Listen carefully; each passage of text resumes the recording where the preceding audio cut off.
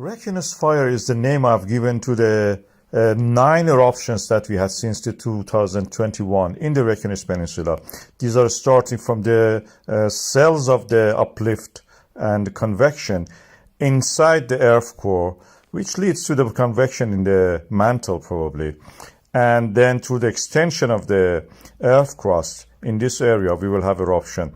They are starting from the Reykjanes because that's the first point that the mid-Atlantic extension ridge hits the land, and from there extend to the north. That's Eurasia and America pulling apart in that area, and it's historically creating many eruptions in that area. We call them systems, volcanic systems. The first one was a volcanic system, newly discovered, Vegadesvial system. This was the first eruption that we had in this series.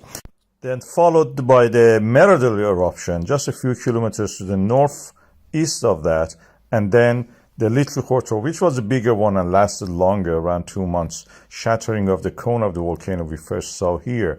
And the area was covered after that with this lava permanently. The next eruption was in the December 2023 in the Svartsengi volcanic system. It didn't last more than a few days, but it covered some areas in the Sunduka crater chain. The next eruption in the February actually reached the town of the Grindavik. It sliced through the defensive wall that we built there and burned part of the town of the Grindavik. A few houses were burned. It meant that our defenses were not adequate in that point. If it was not because of the small spur of the eruption in that area, it didn't last long. The map of it you can see here. The next one was in the February. The January one was the one which burned part of the Grindavik. February one was quite dramatic in that sense.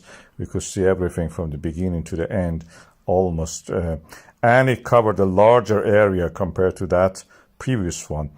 And you can see the map of extension of this reached and cut some of the lines, pipelines, and the access road to the Grindavik and the Svartsengi.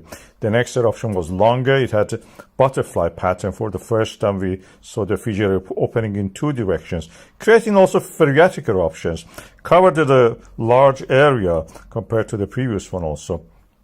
And the next one in the March, April was this one, creating a phreatic eruption. It lasted, of course, for a while and was one of the larger ones.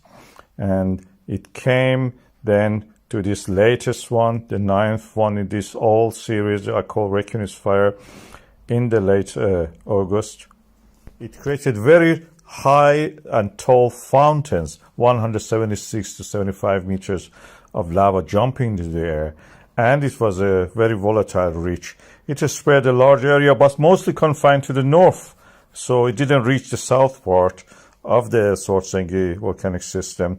Our simplistic models were revised during these 9 eruptions from this very simple one to this more complex structure, which shows the reservoir as a 2-stage, and the deeper one and the shallower one, which was a big advancement. Also, the delay between each eruption pointed to the fact that we have to remember magma is a non-Newtonian fluid. That was probably, in my view, one of the most biggest discoveries I made about these volcanoes. And volcanic earthquakes are needed, and tectonic earthquakes are needed to actually shake this ketchup-like magma to help it to flow and eventually erupt, create bubbles practically, like a fizzy drink. This is a summary of what I have called the Reykjanes fires. Over the past few years, we had 9 of them, and we expect more.